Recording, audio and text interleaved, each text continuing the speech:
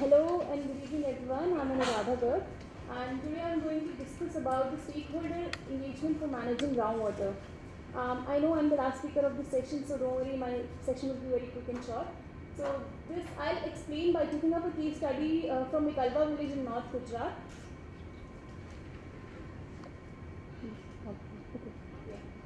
So let me first introduce you to the concept of Holiyas.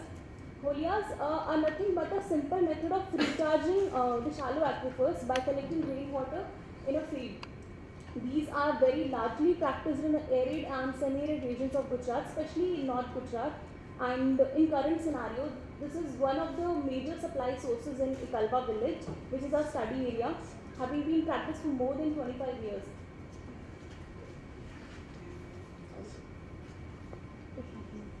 Okay, so these are some of the pictures that are taken in the field. These are some of the holiyas made in the village.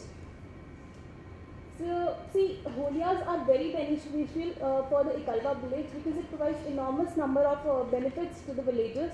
It supports rabi cropping in winters.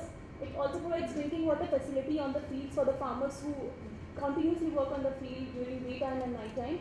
And it also supports summer for the cropping in some cases.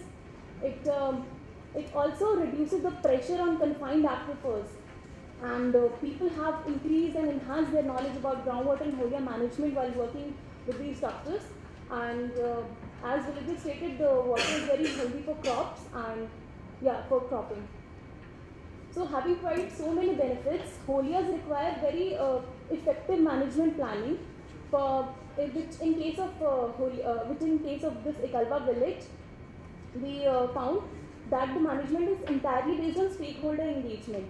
So the major stakeholder group involved in this management practice were those who consider themselves as the most adversely impacted group, which is the villagers, and those who think that they are the representative of that impacted group, which in this case is an NGO, a Gujarat-based NGO named Motibhai Chaudhary Foundation. So these are some of the holiyas made by Motibhai Chaudhary Foundation under their scheme. This is a comprehensive diagram of the structure that we have seen before, this one. Here you can see we have a box-like structure called kundi and we have a pipe. So I'll just simplify the diagram for you. Here you can see the topmost box is called kundi in the local language. We have a pipe here. We have vertical holes in the top portion of the pipe here and some gravel stones which they call as magtolias in the kundi. So what these things do is the vertical holes filter the water. Also the gravel stone support this purpose of filtration, and these vertical holes also provide air. So for an easy flow or passage of water through, for recharge of water through this pipe. So this also reduces the cost of cleaning the pipe and provides enormous benefits. This structure, let me tell you, was more focused on recharging aquifers than extraction of water. So characteristics I already talked about. Now let us move to the structure or holiyas made by the villagers themselves. These are some of the holiyas that they have made by themselves by learning. So we will now go to the role played by villagers in Holiya management as stakeholders. These are the four major areas that they have played a significant role as stakeholders. The first one is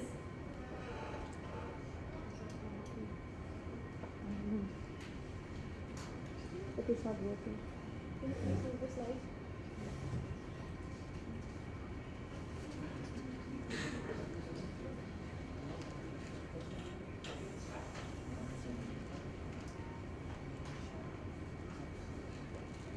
You can talk to if you remember.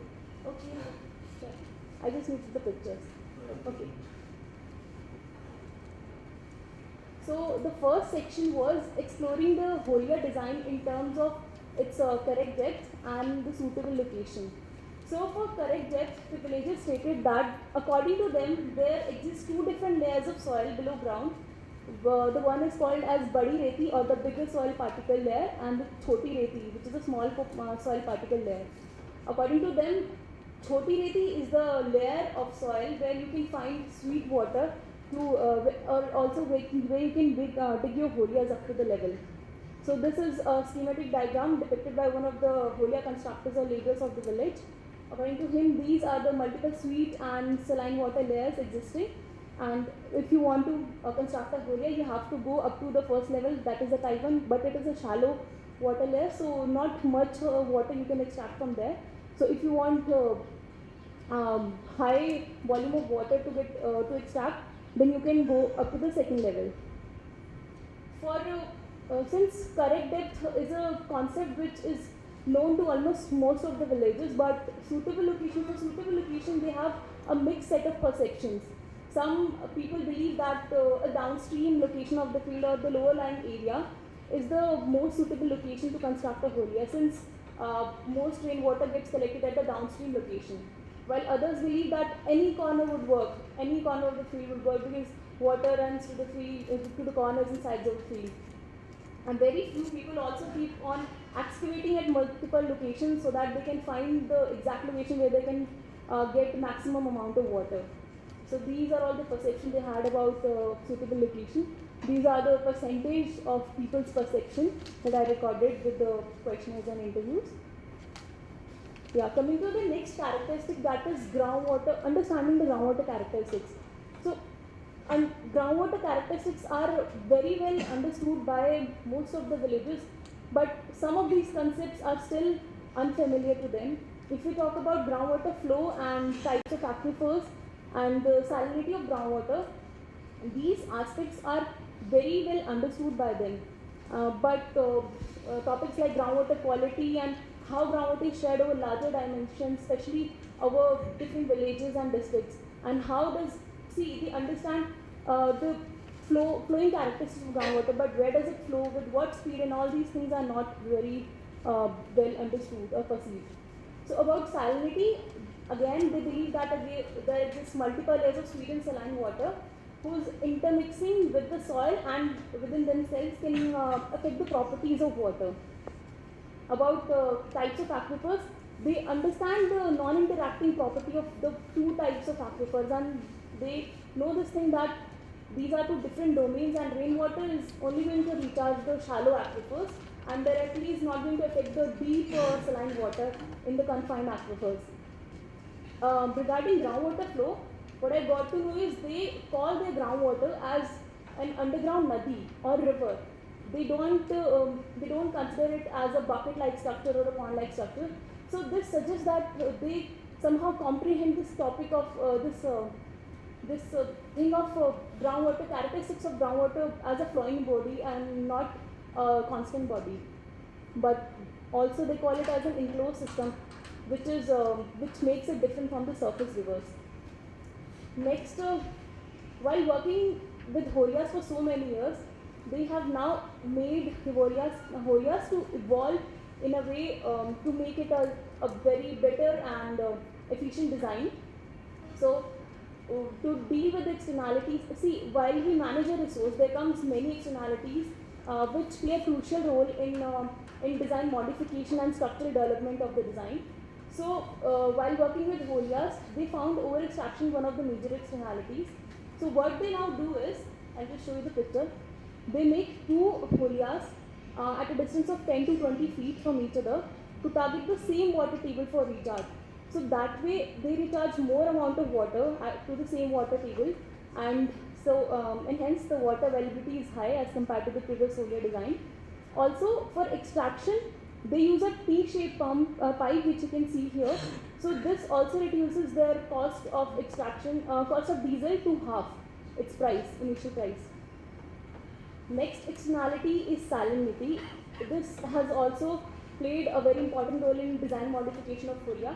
So earlier a design used to be like this. This is the older Holiya design, where a pipe of around 35 feet used to be there up to the sweet water layer, till the lower layer of the sweet water layer. But the new design have some modification. See, what they are doing is they are leaving a section of around 5 feet at the bottom of the pipe, so it makes it settle over the harder surface and not let it sink down.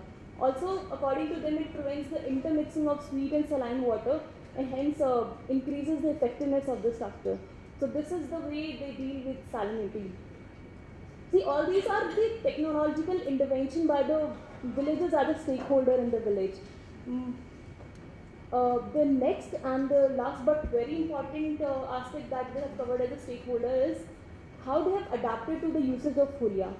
Let me tell you, there is a canal water availability in the village which runs for winter months, basically November to February, and also supports their rabi crop irrigation. So to utilize both canal and Holiya water in an efficient way, what they are doing is they are using both those water sources in a conjunctive manner. So they use canal water for rabi crop irrigation and save their holy water for summer cropping.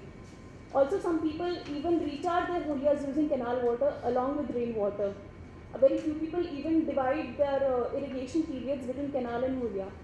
So this is how they are using the conjunctive, using holiyas and canal in a conjunctive manner. They find it is the most sustainable solution exists till today for the village. So concludingly, I would like to say, all this perceptions and knowledge about groundwater and Holiya management has come through their active participation as the stakeholders.